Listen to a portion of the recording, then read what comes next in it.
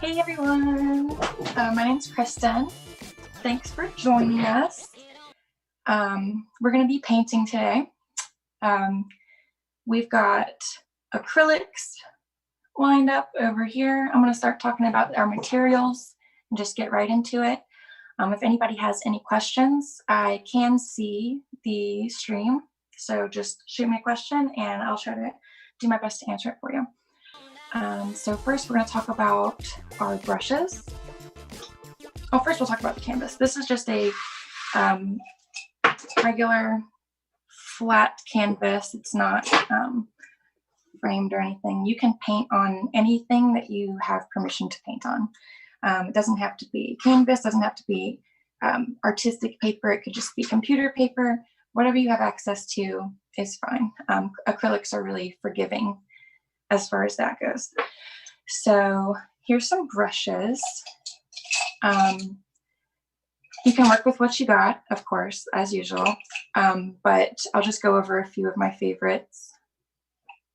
These are your basic round brushes. They're just round.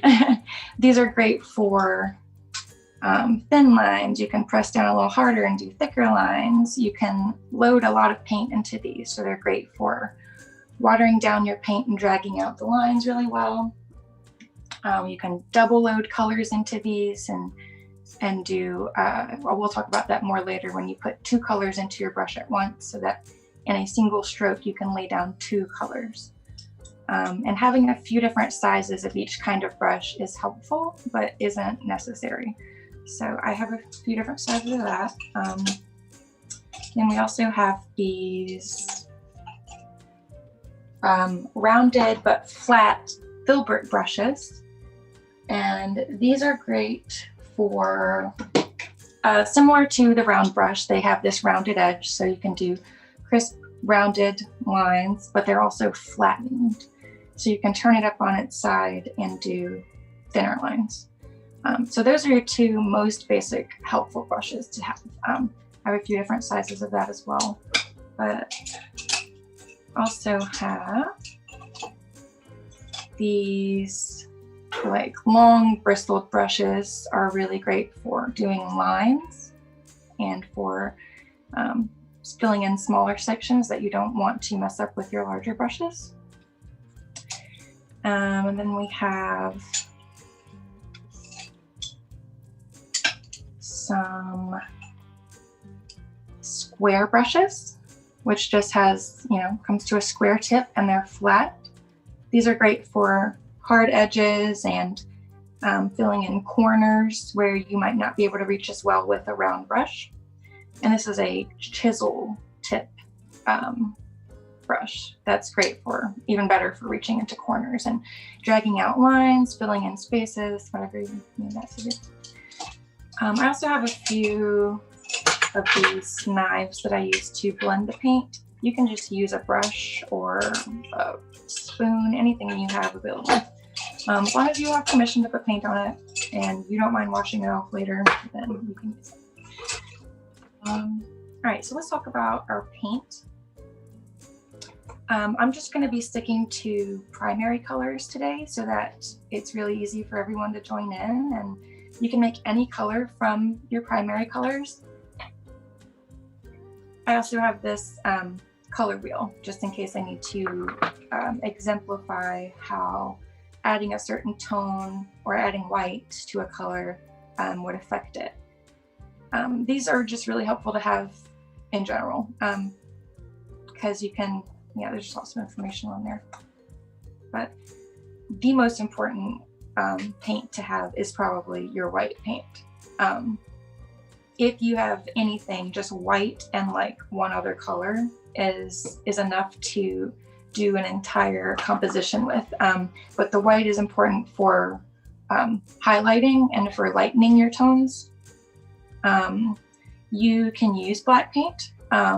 It's really strong, so you just have to be really careful. You want to, when you're shading, instead of using black, you can use your color wheel to decide what would best complement your color to shade with, but we'll talk about that later too. So your basic paints are going to be your white, and I have titanium white, Liquitex here. I'm using heavy body paint. It's easier to see on the camera, but you can use whatever you have available. And then I have my primary colors, and I've chosen shades of Naphthol Red Light, cadmium free, yellow medium, and Prussian blue. And you can choose any hues of the primaries that you want. It will result in slightly different colors, but using the same color throughout the painting will result in that consistency throughout the painting. So if you don't have acrylic paints and you're using something like watercolor or oil, I'll do my best to give hints and tips to each paint as I go. They're very different. So watercolors, obviously much thinner, and acrylic is about in the middle. Oil is really heavy, and each has their differences. So we're working with acrylic today. So let's talk about getting started. I have some other materials over here. Definitely want a lot of water. I have 2 glasses, and I have a glass to drink. That's good, stay hydrated.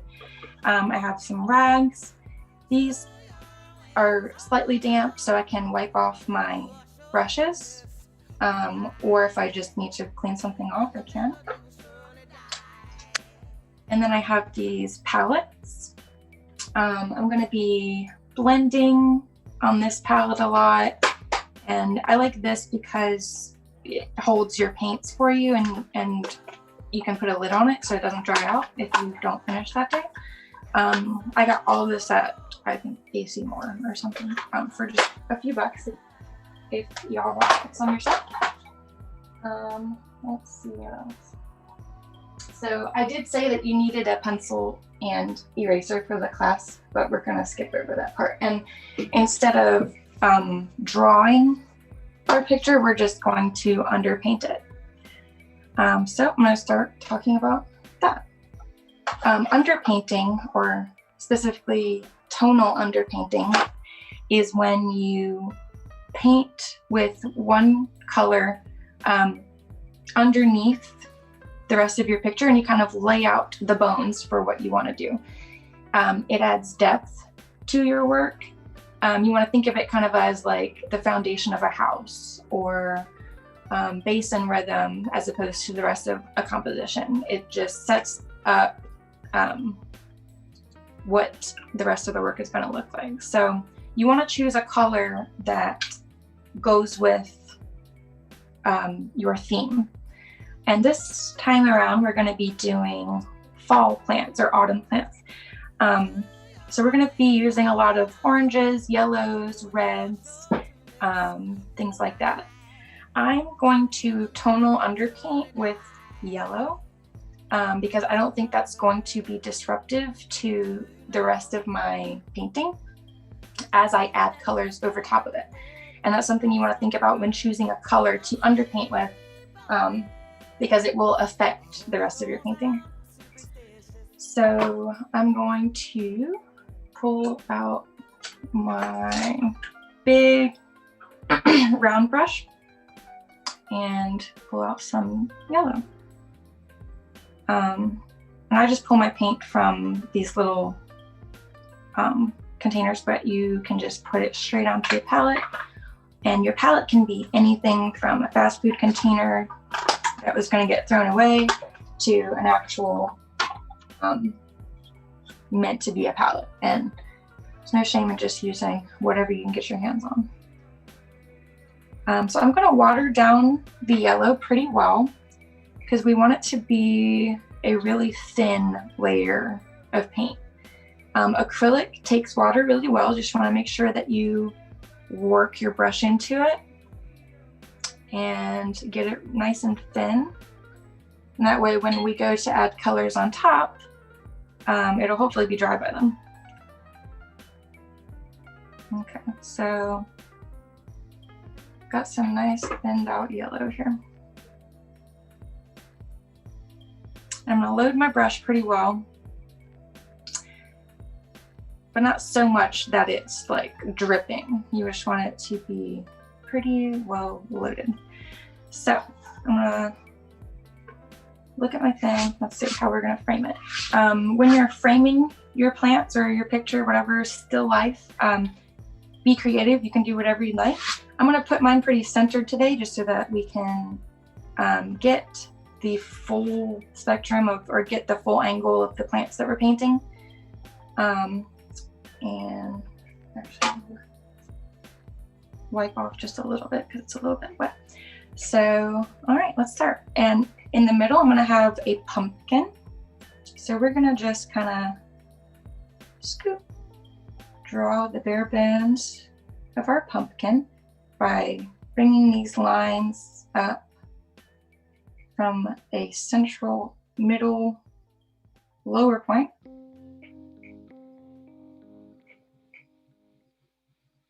Okay, and it doesn't have to be perfect because you're going to be painting over it anyways, and yeah, so I'm not going to worry that that is not perfect. Okay,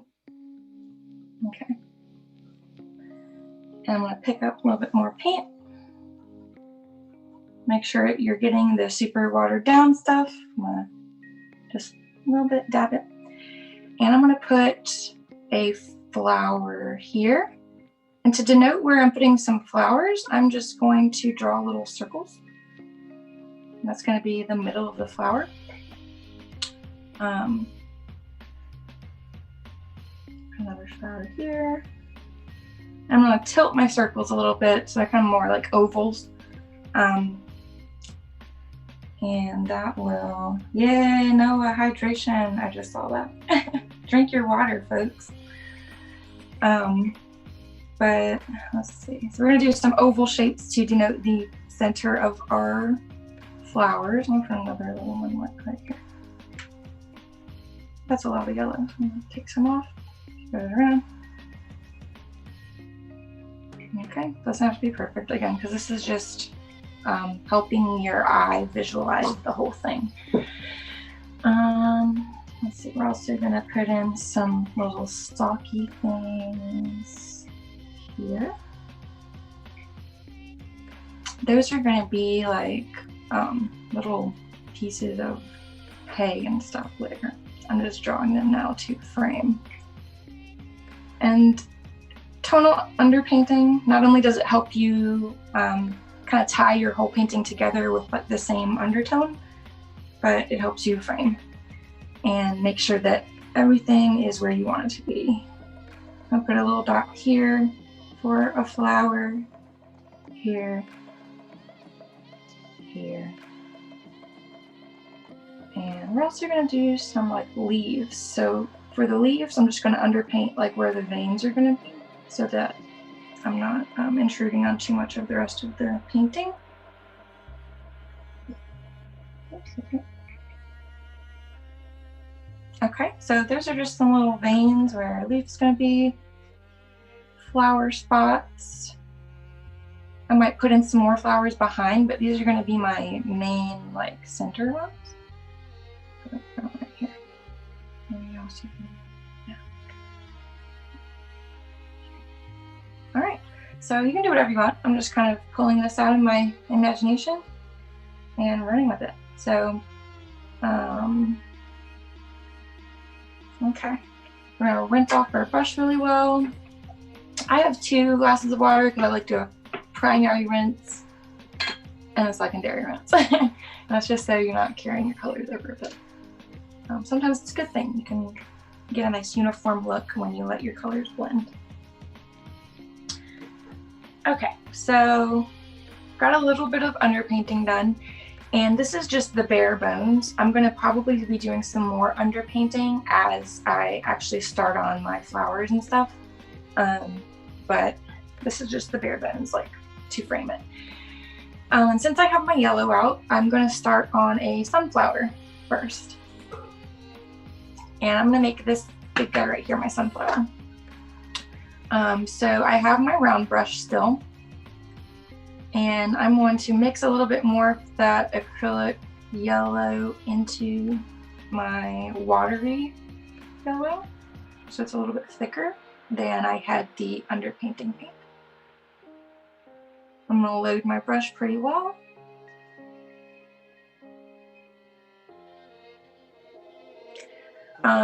And since the sunflower is tilted, the petals on either side are going to appear longer than the petals that are coming backwards or falling forwards. So we're going to, at the beginning, focus on framing the outside of where the petals are, and then we're going to work our way towards the inside so that we can frame it how we'd like. I have my yellow. I'm just going to make an executive decision, and I'm going to use just the tip of the brush and pretend like I'm just placing the tip of the petal down somewhere. And I'm just gonna, boop. So there's a petal. Sunflower petals will go forward and backwards and overlap each other as they get towards the base. So just keep that in mind. I'm going to leave enough space to come back in and put another petal between this one and the next one. So we're going to apply a little bit of pressure just at the beginning of our stroke, and then we're going to let off of it as we get closer to our center of the flower. And over here, I'm going to let them get shorter and a little bit fatter, because that will make it look like it's kind of reaching towards us a little bit.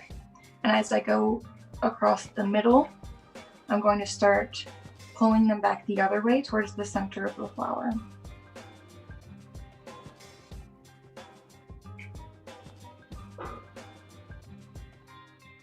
Yes, Noah, if you have too much, I'm sorry, I'm like just now looking at that, but if you have too much paint on your brush, you can totally just rinse it off and start all over again, or wipe it on your handy dandy wet towelette. Or really any way you can get that paint off, as long as you're not going to get in trouble for whatever the paint ends up on. Let's see. And yeah, I can't tell you how many times I like put a lot of paint on my brush and just have to wash it all off because it's not what I wanted. So now I'm going to come in to do the back row. Gonna have, so sunflower's center point, or whatever you call it, is a little bit wide. So I'm gonna make sure that the petals are ending, you know, where they're supposed to end, and instead of going all the way to the center. So over here, I'm gonna start sweeping them back the other way and making them a little shorter, so that you have that depth.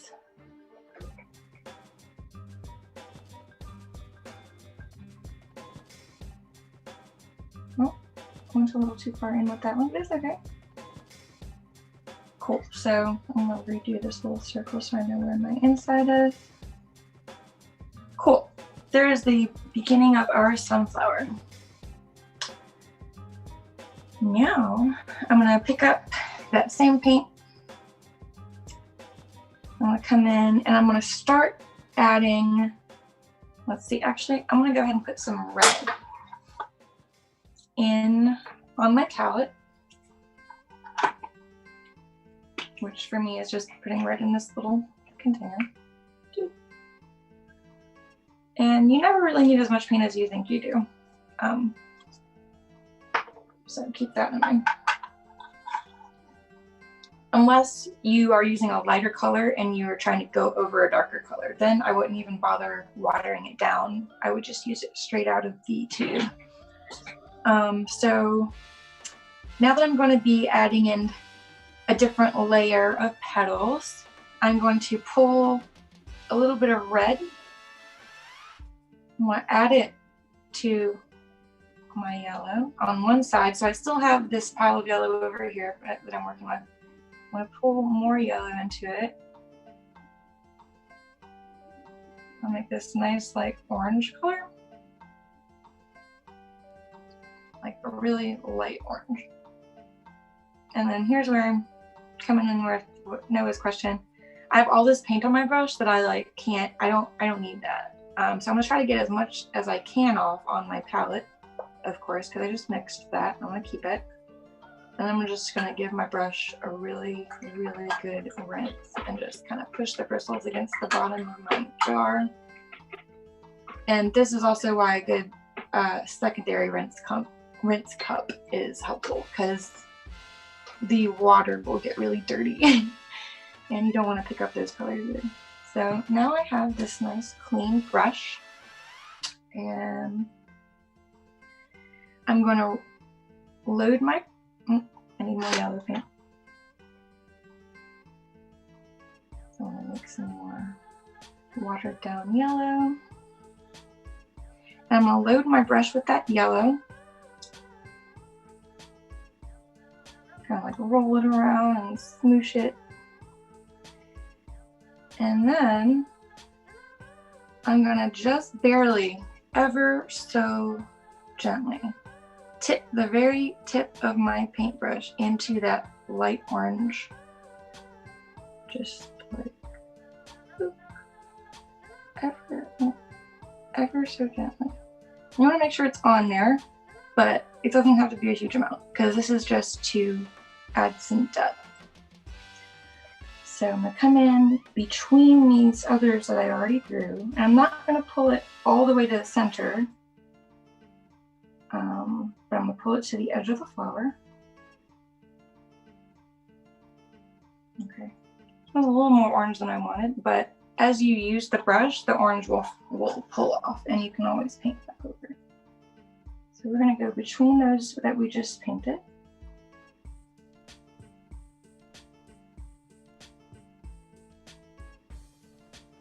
And we're going to go over their base, the base of their petals, because that will make it look like these are kind of falling in front. The orange will push to the side and kind of outline the yellow. So I'm going to reload my brush there. And sometimes your colors will blend in ways that you really don't want it to, but just try again and paint over it as many times as it'll allow you to. Didn't get much of a point there, so I'm going to go back over it. And we're just going to do all of the petals between those last ones. And we're going to go in and we're going to define the inside. So don't worry so much about that right now. We're just focusing on our outside petals. Load a little bit more orange. I'm going to roll it around kind of and then tap it off a little bit just to kind of blend it. So I have this nice gradient. And these back ones can be a little darker, so I'm going to take that a little bit too dark, but it's okay for back there.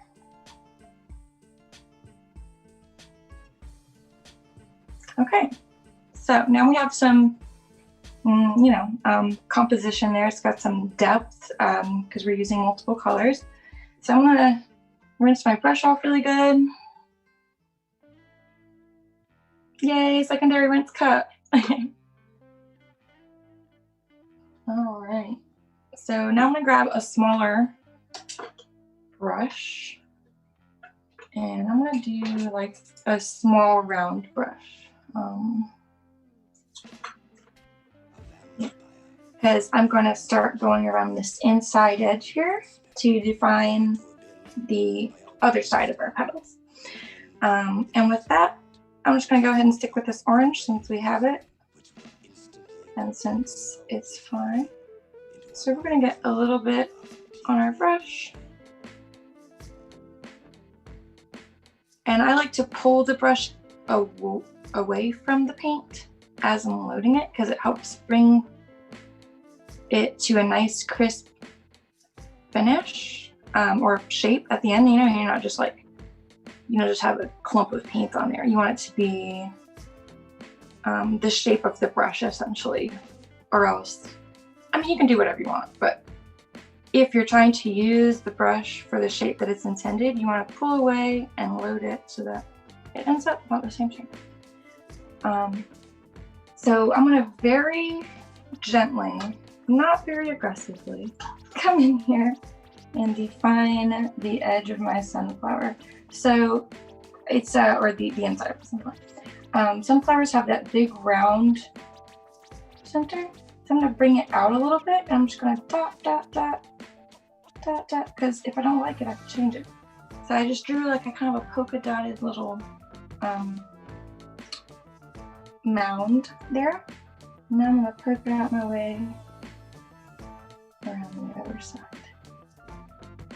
Okay, so I like that, and I'm gonna work with it. I'm gonna go a little deeper into it.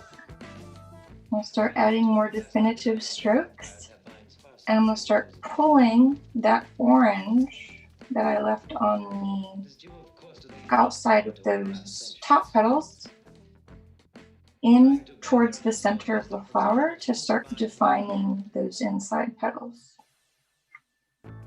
And you'll start to see them take shape. And don't forget that some of them are falling behind the other ones. So when they meet in the middle, one of them, you know, might overlap the other one, and that's fine because that's realistic and that's what you want to go for. But again, you can really do anything that you want. Art is all about just creating whatever you want. I'm just telling you how I do this. So I'm gonna, they also have this little kind of like a fold at the center of the petal when it meets the inside. Yep. Has this little fold in the center, so you can just drag and lift your brush so that you create that kind of like wispy line. And you're dragging some of the paint from your little polka dots. You're also pulling back some of the paint that's still wet from your petals. And you end up getting a lot more depth because you're mixing the colors you already put down. You're not adding a bunch of new colors. It's just working with itself. All right, so now we have a much more defined center of that flower. Now we're going to, I want this to be more of like a brown color to get the center of the flower. So I'm gonna add a little bit of blue. I need to go ahead and pull it up. And when you're adding a darker color to a lighter color for the sake of, you know, making a darker color, you just want to super slowly add the darker color, because if you add too much, obviously, then it's much harder. You have to add much more light paint to fix it than you do the dark paint. So I'm gonna get a little bit of a bigger brush. Don't forget to rinse your brushes as you go, because future you will thank you.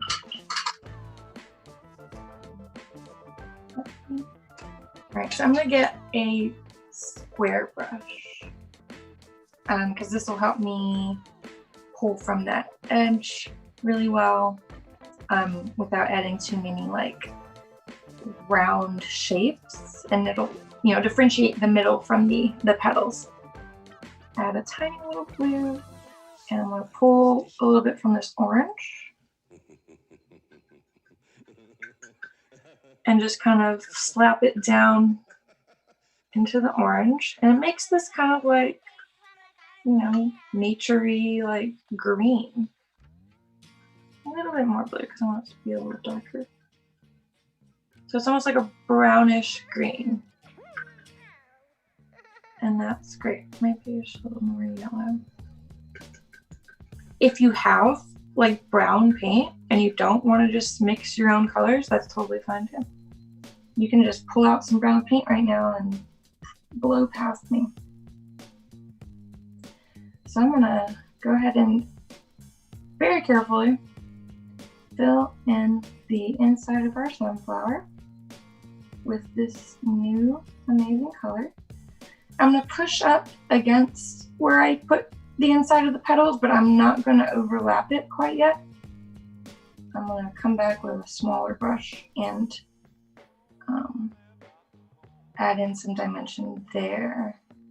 I'm just gonna go and drop the color with this wider brush. Very carefully come up here Okay. I'm gonna try not to be a perfectionist because I am on a time budget. So usually, sometimes I would take forever to do little things like this when I don't need to, but you do you. There you go, that's looking like a sunflower, right? Okay, so now middle of sunflowers are really complex, so we're not gonna do it like crazy, you know, geometrical and stuff like that. You totally can. We're gonna try to be a little bit geometrical about it. So I'm gonna take my yellow, and on the same brush that I just used, the flat brush, I'm gonna just dip the very tip of my brush into my yellow that's watered down. And that's just so that we can come through and kind of grid some bumps on our sunflower. I'm gonna tap, tap, tap, just the very tip. And starting from the very center, we're gonna do a couple spirals, and it really does not have to be perfect. It's just to kind of give the illusion that there's something geometrical going on in there. Because if we were doing like a close-up of the sunflower, then we would want it to look better, but we're not doing that today. So, I'm just going to tap some stuff in there. And I'm going to take I'm going to tap the orange just on the very tip. I'm going to come and do just on one side, not on both, because that'll make it seem like there's more shading and dimension going on if you can only see the colors on one side and not on the other.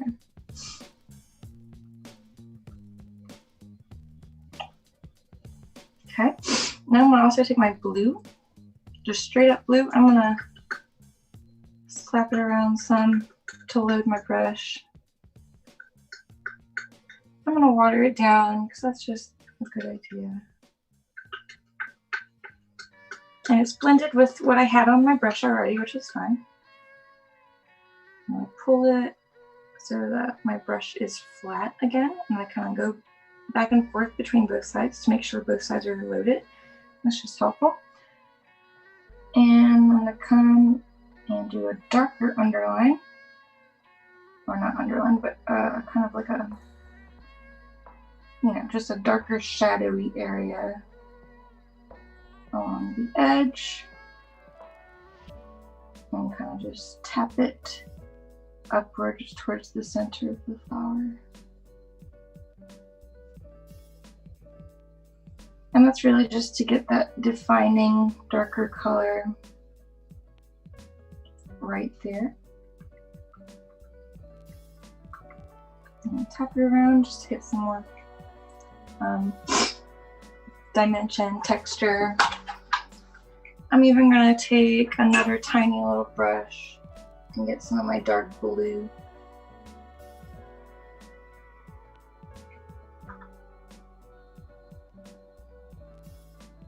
And I want to make sure that it's pulled out very thinly on my tiny brush.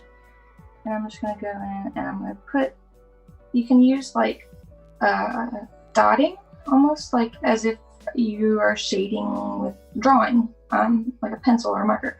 You heavy dots towards the edge, and as you get towards the center, you do lighter dots, and it creates that illusion of heavier shading towards the edge and lighter shading in the middle. And then along the back, I'll just do a little bit more shading. And so I'm going to wipe off my brush a little bit. So I still want some of that blue on there, but I want it to be just very faint. And I'm going to start pulling up these petal shadows from that center point. And just using that paint that was in the middle to tie this together and to add some more dimension to the base of those petals. And that'll just make it look like really great. Makes it pop. And you can pull from the other side as well if you want a more crisp line, but I'm gonna try to go for that fading look, so I'm gonna pull this way. And if you need to reshape any of your petals, now's the time to do it. All right, so that's pretty basic sunflower, but it is what it is. That's a sunflower.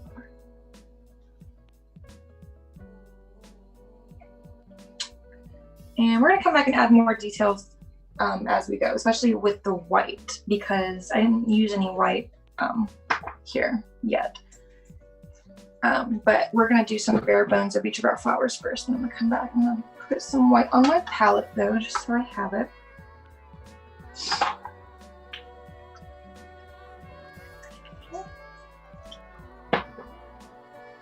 All right, so I'm gonna start on another flower. Rinse off my brushes. Double rinse. And then you can wipe them to make sure they're clean. Cool. All right, so let's start on a chrysanthemum. Those are fun. I'm gonna take a round brush. I'm gonna use like a medium, middle size. And I'm gonna pull some of this reddish, whatever you want to do, over here.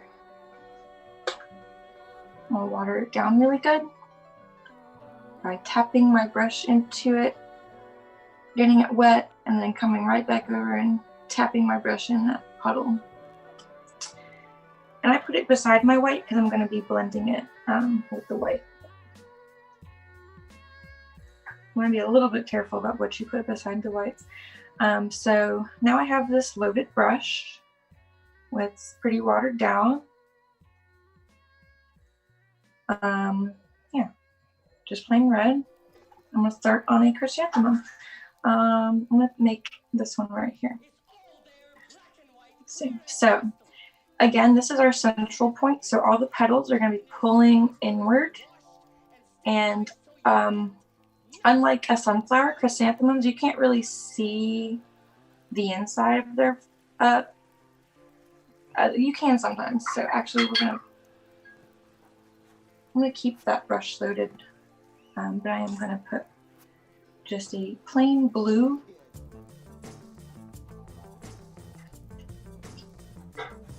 right over that initial underpainting, just to kind of drop a shadow in case you can see the inside of this chrysanthemum, because the very center might need that shadow. I'm gonna put a little blue dot, rinse off my brush, and come back with my red loaded brush. Okay. Now I'm gonna start pulling petals from different directions in towards that dot. I'm gonna start. It's always hard to start. I'm gonna round it in like this. Okay. It's okay if some of that blue got on your brush, because these are gonna end up being like kind of background petals. So I'm gonna start with these two rounded petals going around towards the inside. And then we're gonna fill in kind of that top area with some other petals. Here we go. And then we're gonna kind of come down farther. This flower is gonna be tilted like this, so we're not looking at it head on. We're trying to capture the roundness of it at an angle. So we're gonna take some more petals, go around like that. I'm gonna drag one down here. Sometimes they do that. And here. I'm going to do one down. I'm going to load my brush again.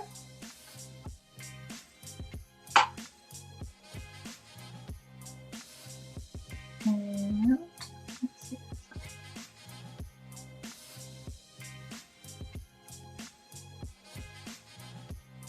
All right, and I'm going to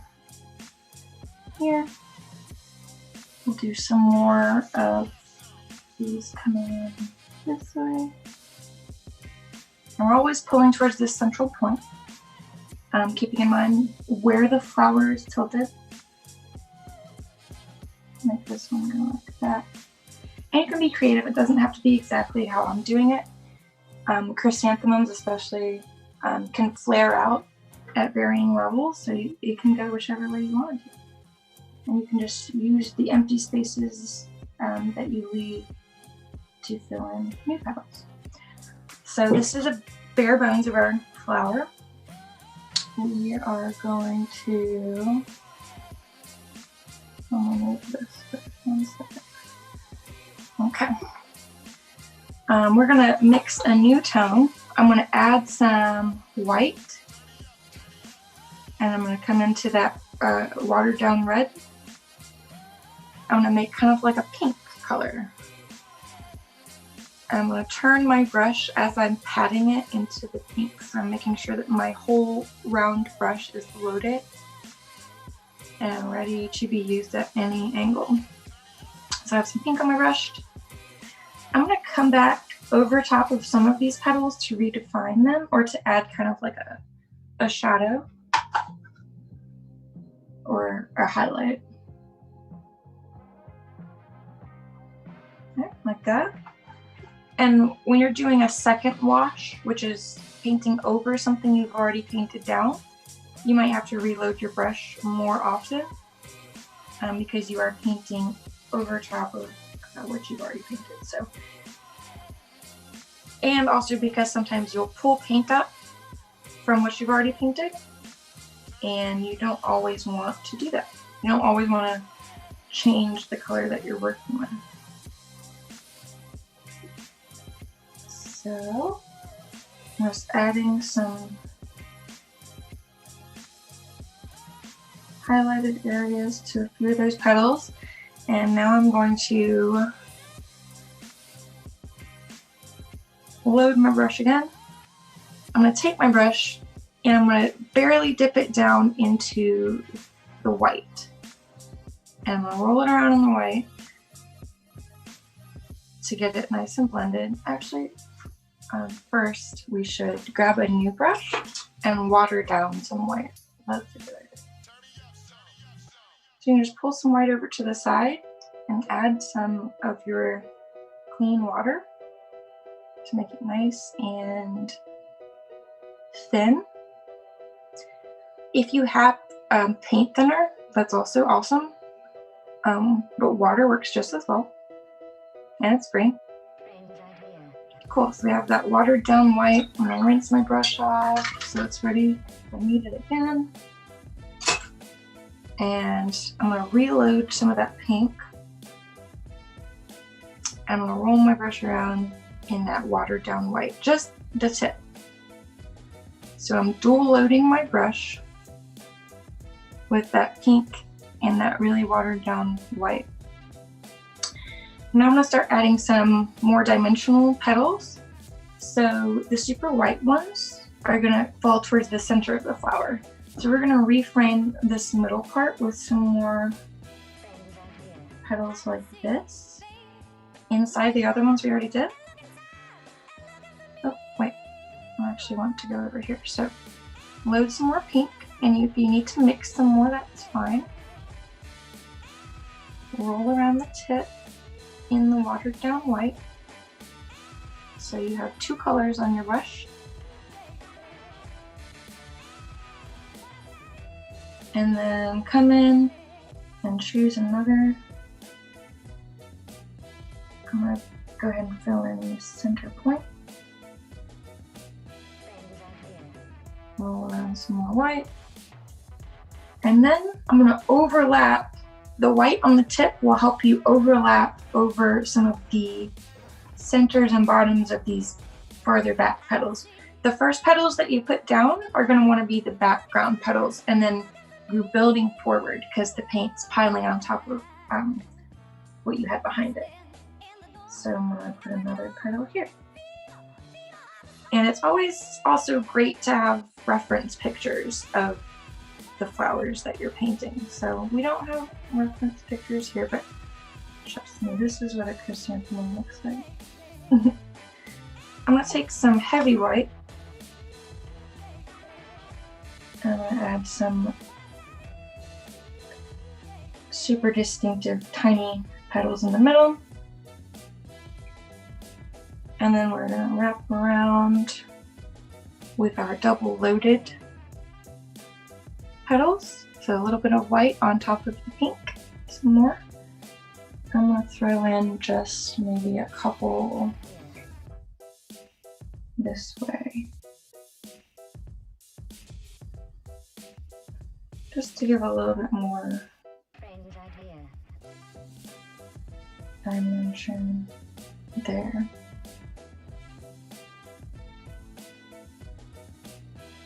Okay. So now I'm going to round this up. The last few petals that you put down are a little weird because they're coming at you. So you kind of just make like a little swoop. Just like that. And I usually put a lot of paint or a lot of the white on when I'm doing petals closer to the center. Yeah, I'll go right over that blue. That's a pretty decent chrysanthemum. I'm gonna add a little bit more darker red. I'm gonna pull from that back pile up into my pink. So I have a little bit more red. I'm gonna come and do unknown, a failure. Now we are not a failure. Never in our full life. a couple darker petals on top of the lighter petals, just to add some more dimension. Add some more white on the tip of my brush. Go in and do some of those tiny swoopy petals that are coming straight at you so you don't paint the entire thing. I'm gonna call that good. We'll rinse our brush really good. And we're going to admire our work. And know that we can come back later and fix it if we don't like it. Cool. So I'm gonna move on to some pansies, and they're really fun because we get to practice the dual loading. I'm gonna pick one of my larger square brushes, and I'm gonna pull out my palette for this one because it's easy for me to mix on. And I'm gonna take some white paint. I'm gonna make a little pile. And I'm gonna take some blue paint and I'm gonna make a little pile. So pretty close together, but not on top of each other. Okay, I'm gonna rinse my brush really good. In the first cup and then in the second cup. I'm gonna dry it off a little bit. I'm gonna pick back up some more water. So actually, I'm gonna dry it off first. I'm gonna take my damp brush and I'm gonna pull it through both piles of the white and the blue. Just like that. And I'm gonna keep going over it in the same spot so that it blends in the middle and you get this nice gradient from white to blue.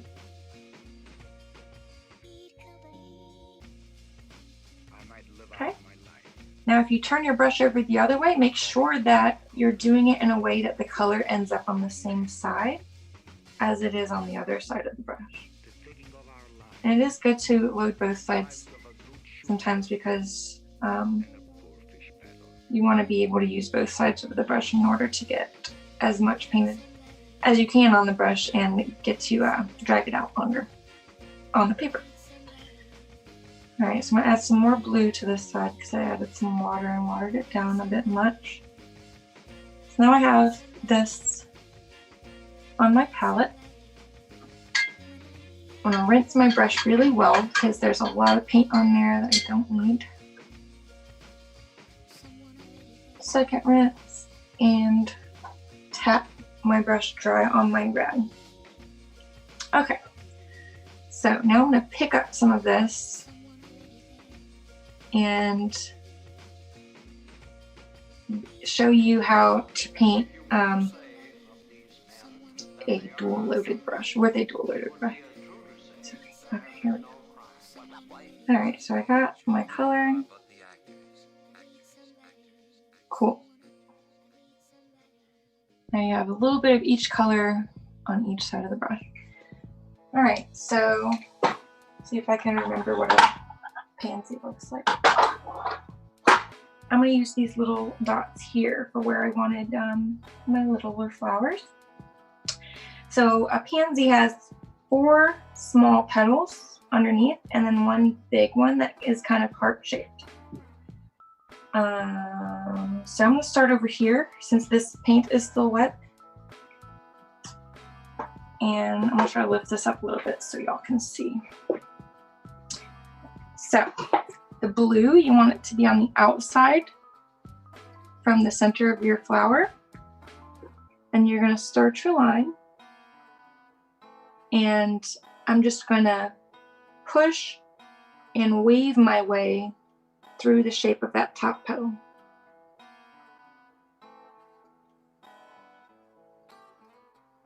Okay, you might have to pick it up and go back over it. That's fine. Just remember which side is which so that you don't go over the white with the blue or the blue with the white and mess up your blend. So that's just how you get that nice blend without having to go back and blend the white and the blue. It's a single stroke. Is this still working? Yeah. Okay.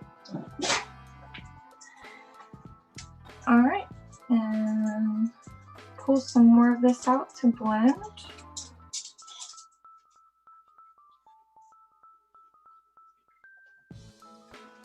And we're going to do the bottom petals and pull it up some.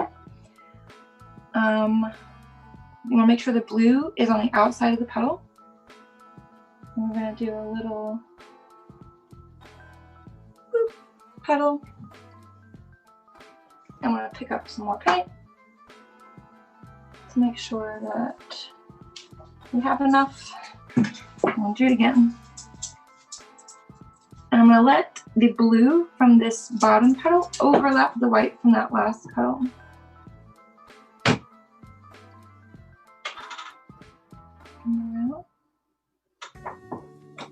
Kind of like that. Oh, I don't know if you could see that actually when I was painting it, but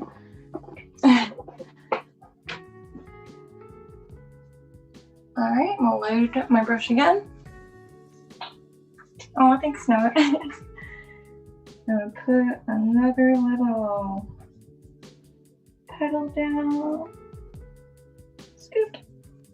And if you can get a nice twist on your brush with your fingers, almost kind of like you're twisting a fork and picking up some spaghetti, you can get that nice rounded edge of the petal. The last one, just pull it out like that. Overlap some of the other petal. There we go. That's kind of a pansy, right? I'm gonna do the top one again because I want my blue to spread out some more. There we go. Oh my gosh. Okay, this pansy's upside down. I just realized that, but it's okay because we can do that. But pansies actually grow the other way. That's fine. So the next one we'll do it right. I'm gonna start with my 4 little ones on the top first. So this is my central point. I'm gonna go over here because this paint is drier. And this is where a blow dryer could come in handy. If you need your paint to dry faster, you blow dry it. So there's my little petal. You want to keep your white point anchored, and you can kind of drag and apply some pressure to your brush to make the bristles spread out. And then when you release the pressure, the bristles will come back together towards the end of the petal. So that's how you get that good one stroke petal. So if you ever see something like single stroke painting or anything like that. And it's very popular for painting flowers just because it works out so well. So I'm gonna pick up some more paint. Come into this second one. I'm gonna let the blue overlap that first one just a little bit. Draw that second petal. Pick up some more paint.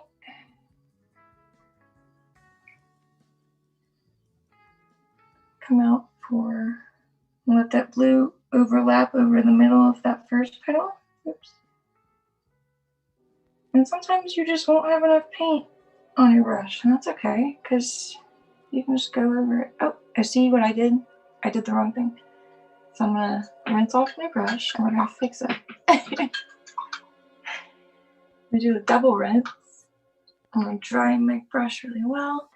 And I'm just gonna pull a lot more white over here because it'll help me regain my white that's right there. And so brush again. This is all part of the process. Okay, so now I have some more blue, some more white. I'm just gonna redo that and act like it never happened. Sometimes you might have too much of one color on. You can just tap that side of that brush, you know, so you get some of the paint off. I'm gonna do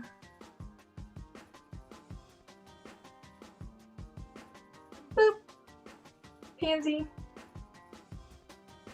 And now the big, almost heart-shaped bottom petal that I totally lied about over here. We're gonna make that one kind of overlap those other bottom petals.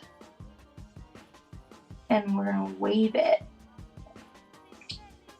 as we paint with it. Because that gives us that nice, natural looking waviness. Over here a bit more too. And that's what's great about acrylic is you can pretty much go over anything as much as you want as long as the bottom layer is dry and not too piled up, because then you'll still see the lines of paint underneath whatever paint you put on top of it. But yeah, if you're standing back far away, you can't even tell. So I'm gonna do another one of those. Let's see. Do it right here.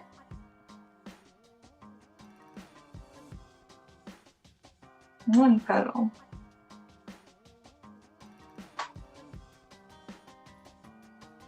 Two petal.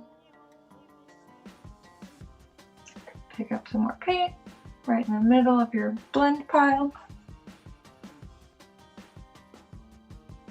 Three petal. I'm gonna do one closer to my camera, just in case anyone needs to see that. Okay, so let's see. Right here. I'm gonna go this way with it. Pushing to make it spread, twisting and keeping my white in the same spot, lifting the pressure towards the end so it scoops back inward towards the center of the flower. And I'll do some waviness. Cool. So we're gonna let that blue overlap, anchor the white. We're gonna wave with our brush as we go around, and we're gonna come back into the middle. And it's okay if your blue goes over some of the white, that just makes it look like the petal is folded. And yeah, that's natural. So I'm gonna do a couple more of these. I'm gonna make sure that I keep a good time. I'm gonna do one more over here where I didn't originally plan it to be, but that's what's great about art, is you can do whatever you want. So I'm gonna go, actually I'll put it up here. One petal. You can get a little wavy with all of the petals. So that just makes it look natural. Okay. 2 petals. 3 petals. 4. All right, last one with this color at least. Wave it out. Make that a nice big flower petal. Cool. So have a few flowers spread out. Things are coming together. Starting to look like something. Cool. I'll rinse wash my brush off really well for next time. Washing your brushes as you go is a really good idea. Just so you don't end up with paint dried on something that you really need right then and there. Cool. So now I think we're going to do some fall leaves. And I brought this everyone knows what a leaf looks like, but obviously it's very nuanced in its color scheme. So we're going to do a few washes for the leaves. I still have some yellow and oranges and reds mixed up from the other things. Hopefully y'all do too. If you don't, go ahead and put some more out and mix up some nice orange with your red and yellow. I'm gonna take my medium-sized round brush just because it's a nice general brush. Pick up some orange, and it can be it could be red, it could be yellow, it could be any variation of orange, it could be anything. So actually I'm gonna make it a really yellowy orange. So some more yellow there. And leaves all look different, so you can really, do any kind of leaf you want. I'm gonna make this one just like a oval-y leaf. So you can trace out your leaf, fill it in. And so when you're doing any plant life, at least, or any kind of still life, I guess in general, you want to go for using at least 3 tones, and that will help you build dimension and make it look like a 3D picture. Because if you have flat colors, like if I just left that orange like that, you could probably still tell it's a leaf, but it doesn't have dimension. So I'm gonna add some red to my orange. Or I have my orange loaded brush. I'm just gonna roll it around in my red pile. I want to even add some more water to it. And I'm gonna start just adding dimension to this leaf. And this is just the first wash, so it can be anything. I'm just throwing down some red where maybe some veins would be. There's always that main center vein running through the middle, and then usually a few veins branching out.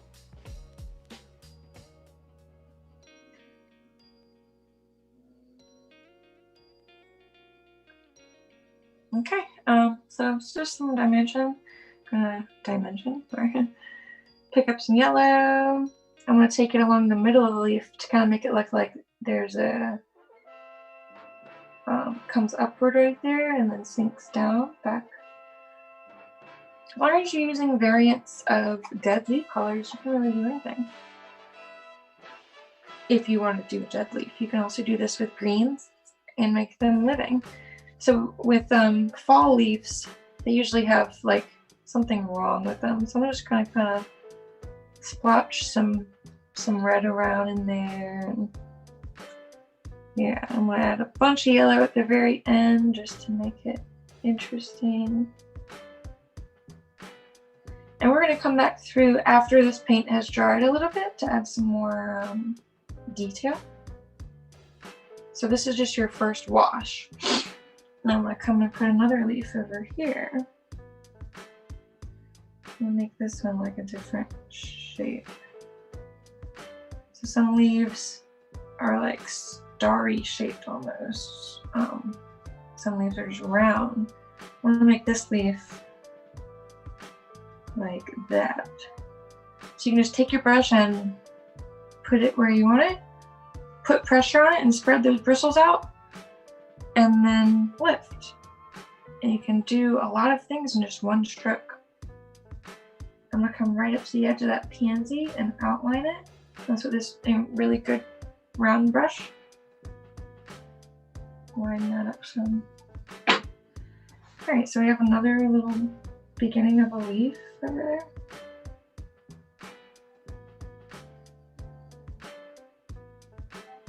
And yeah, we can come in and fix up the shape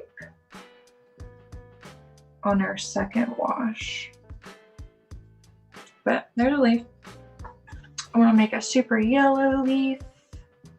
So I'm going to pick up a bunch of yellow. I'm not even going to worry about washing the orange off my brush though, because it's just a leaf. Pick up some more water and water down my paint. Oops, I got some green in there, but that's okay, because it's just a leaf.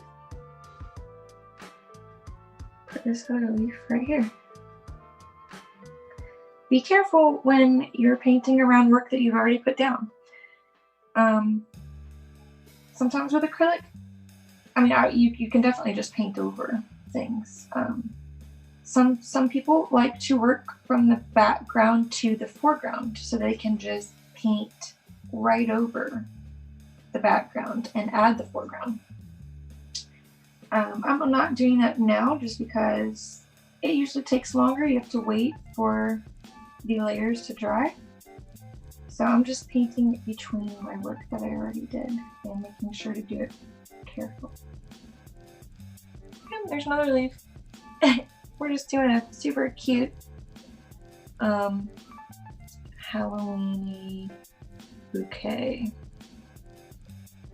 Toss in another one over here.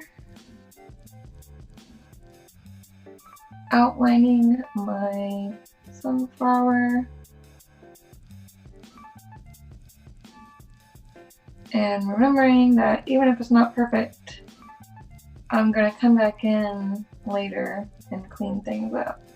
So always work in layers and never be hard on yourself during the process, because you can always change it up. I want to make this leaf kind of a little curly. Okay, it's a weird leaf, but it's okay. I want to put another one on top of him. No, I'm not. We're gonna leave it like that. All right, so let's see. Next, we're going to, while those leaves dry, let's start on our pumpkin, since we have a lot of orange out. I'm gonna just go for that orange, and we're gonna use it. That's the perfect pumpkin color. I'm gonna add a little bit more red. Choose the color of your pumpkin. It could be a blue pumpkin if you really wanted to, but we're gonna make it orange.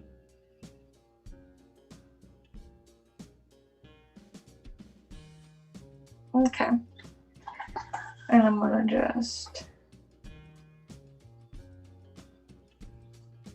just like that. We're gonna start from the bottom, pull the paint upwards so that, you know, we aren't jeopardizing our work up here as much. You want to make sure that you mix enough paint for the area that you're working with, unlike me. I'll mix some more. And make sure it's watered down pretty good. You never want it to be dripping from your brush, but you want it to be watered down enough that when you paint on your canvas with it, it doesn't get choppy or break up. Okay, so I got a totally loaded brush, got my color on it. And pumpkins do that thing where they have the multiple little mounds. So we're gonna come back in and we're gonna add those dimensions and shades and stuff after we get our main color down. When you're choosing your tones for anything that you're painting, the middle tone is usually what the eye decides is the main color. So if you're doing, you know, if you're using just 3 tones of a color, the middle tone is probably going to be the true color of the item. So that's what you want to think about. You know, I'm putting down the middle tone now, which is just a flat orange, and I'm going to go over with a lighter orange and a darker orange, or even other complementary colors to shade it. And that's where the color wheel can come in handy. Helps you learn complementary colors and which things shade, which colors shade other colors best, and which colors highlight other colors best.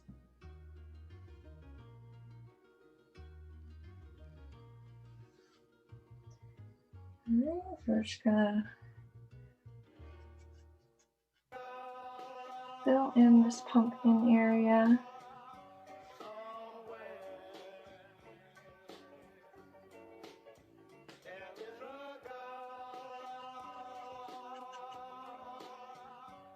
I'm gonna leave the top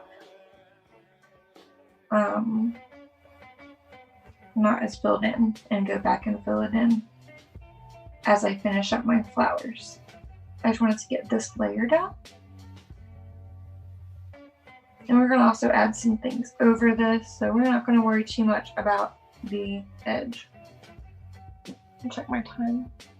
Cool, I'm gonna try to wrap this up in the next like 20 minutes.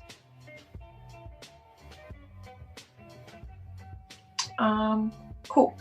I'm gonna pull some yellow and white, and we're gonna do some little stalks of like wheat. I'm gonna mix a pretty good amount of white into my yellow and just kind of roll my brush around in there. I rinsed it off really well from the orange, but I'm using the same brush.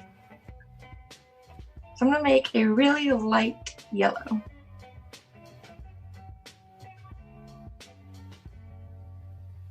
Okay. Super light yellow. Now I'm gonna roll my brush to a tip. It's loaded, but it's rolled to a tip. I'm gonna put that tip down in some orange and roll it around just the tip. Okay, so I have this double loaded brush again. And up here where I have these stalks is where I wanted my little hay stalks to be. So when you're thinking of like wheat, there's like the little wheat, the grains. So we're gonna do the grains. Starting at the top, I'm gonna do a grain. I'm gonna overlap it. I'm gonna work my way down the stalk. And I'm gonna let the orange get laid down and picked up as it goes. Alternating back and forth. And I might go back over it just to pick up some more of that orange and bring it down the stalk. And that just gives us some dimension, you know, makes it look like the end of the stalk is a little darker than the other side. And this is just the beginning. It'll come together after you add the little spikes to it. So I have my yellow loaded brush. I'm gonna roll just the tip around in some orange and some and they're both pretty watered down. And I'm gonna do another one right here. So I'm just gonna start with the very tip. And I usually roll my brush as I go. so that I can get all of that orange within the first few strokes. And then I'm working with this orange that was picked up, or residual oranges. And we go down. So we have all our little grains. And let's see, I'm gonna do it again. Roll some watered down orange on your super light yellow.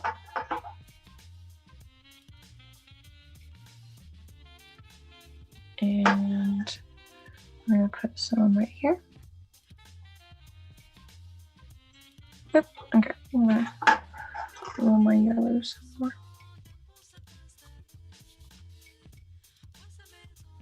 And then pick up some orange. You can just like barely tap into the end of the brush to pick that up. It doesn't have to be a bunch. It's just to get some dimension around that last grain. Because then you can see the different grains. Because you have a little bit of orange picked up from that last one.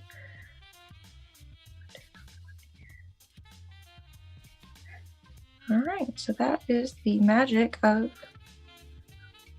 dual loading your brush. I think that's the last of those that I do, but I'm gonna come back and fix those guys a little bit, add some more yellow over top. And I'm gonna call that a day with that for now. I'm gonna rinse my brush really good.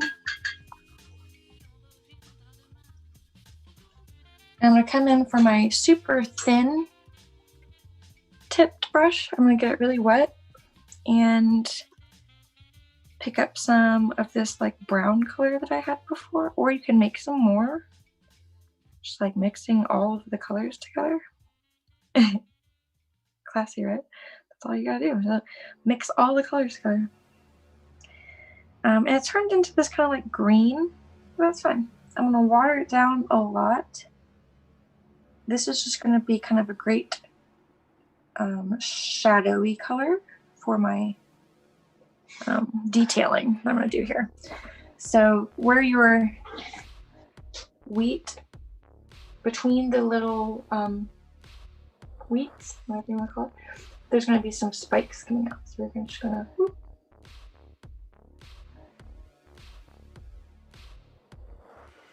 And we're going to go over this with lighter colors too. So this is just kind of like the behind spikes. You want to make sure that your brush is really watered down for things like line work. And your paint's really watered down because it'll drag out longer and you won't have to go back over your lines. Drag it out, pull it and twist it almost like you're wringing out a rag, and it helps spread the paint throughout the brush. And then you can even tap it on your rag to clean it off some. Okay, and we're gonna go around here and add our little spikes.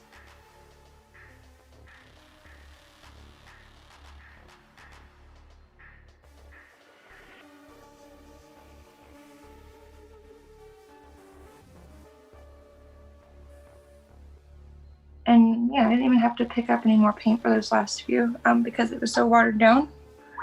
It's just on my brush. So I'm gonna go in and I'm gonna pick up some more of that really light yellow. I'm gonna super water it down and pull and twist my brush in it so that it's on there really good. I'm gonna add some more of these spiky things. So it needs to be watered down more. You want it to be really like inky when you're doing line work so that you get crisp lines. And we're gonna do some light ones, just kind of over, not directly over. These are more just kind of indicating foreground more than it is supposed to go right over top of those. So that's a wheat. Cool. All right, starting to feel like autumn. So I'm gonna take a small chisel brush. I'm gonna go back in and pick up this orange. I'm gonna start filling in some of these areas with it between my petals.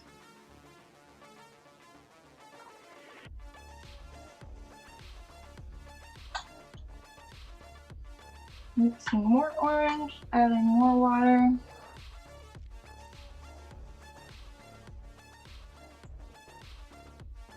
More. Cool. And you want to, when you're mixing your paint, it'll get messy, and you just want to make sure that all the chunks are worked out of it and that all the water is dispersed evenly throughout the paint that you have on your palette. Okay, so that loaded chisel brush, I'm gonna come in there and just chisel out my pumpkin.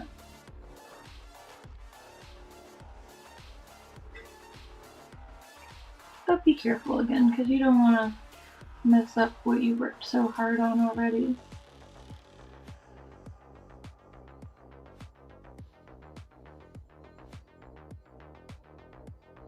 I also find that trying a few different grips, as far as how you hold your brush, is helpful. And sometimes things work that you never thought would feel good to hold in your hand, and turns out to be that's just the best way for you to grip your brush. I feel like I hold my brushes really weird, and when I see myself painting, I feel like my hands are all distorted, but I'm just doing what feels good.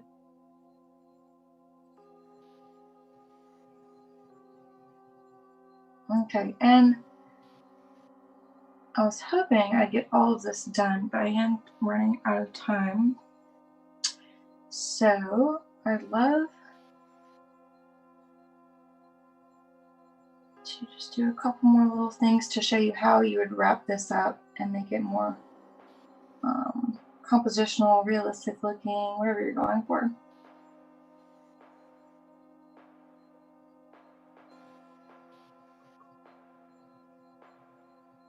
Okay, so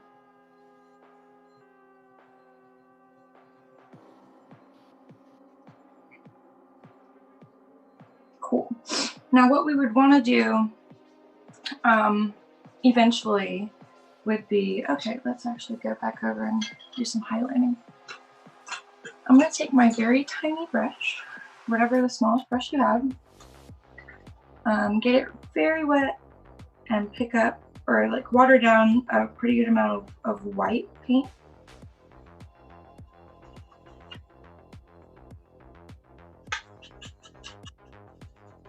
And this is something I'll even do over like watercolor paintings. I'll highlight acrylic over it, excuse me.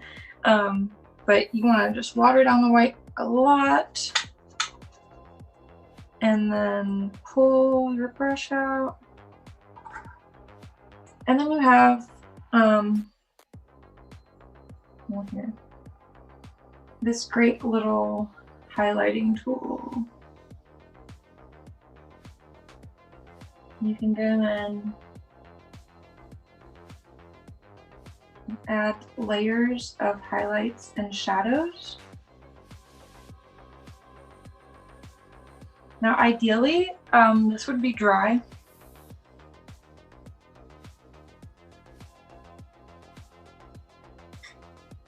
And I did say extra credit would be to have a blow dryer. I don't have a blow dryer, so I just usually wait for my paint to dry. but some people don't like to do that. So I'm just adding some highlights. I'm gonna also go in and take some little dark blue and add my center of that flower. Even though I have some white on the brush also, that's fine. It's great to have two colors on the brush and to just put it down in a few strokes, because then you end up with that like really raw look. And we can even like take that blue and draw a sharp edge coming up from that for that middle petal. And that's what really makes the pansies pop.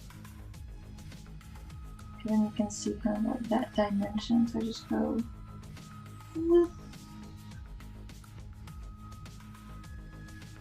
that darker color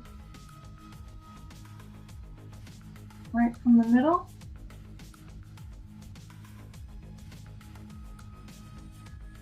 And I'll just usually use blue to shade instead of black if I want to, or if you're trying to go for really hard contrast, you can totally use black. Just make sure you're very light with your black paint, because again, it's very strong. And then we're gonna add a few little white spots, line, what have you, coming out of that middle area of the paint.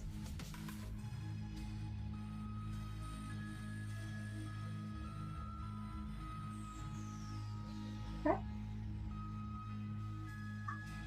Pansy. Yeah, so you could even put a bunch of pansies around the bottom of them, or do whatever you like. Let's see, what else can we do real quick? I'm gonna also just take my round brush, get this green, and pull some more blue up into it, pull some more orange down, make it a little bit more green, greenish, you know. When you're blending your greens, speaking of green, it's great to blend it because you end up with more natural shades than you do when you're just pulling green straight from the tube. You can just, a good final touch, so let's say we had all this filled in, you go between the flowers and do just these kind of like, you know, grassy things coming out. You want to make sure it's watered down enough that you can get a nice pull.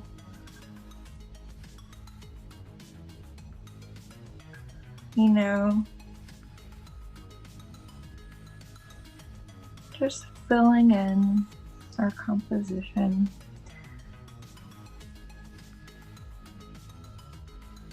Yep. And then you could even go and make them a jack-o'-lantern if you wanted to, and paint him some eyes and a mouth. Oh yeah, wait, I was gonna shade the pumpkin and then I'll be done. So I'm gonna use this dark green to use as a shade, and I'm gonna pull some of this orange into it. I'm gonna water it down really well. Wipe it off some so that your brush isn't totally loaded. And then I'm gonna go back and define those lines on my pumpkin.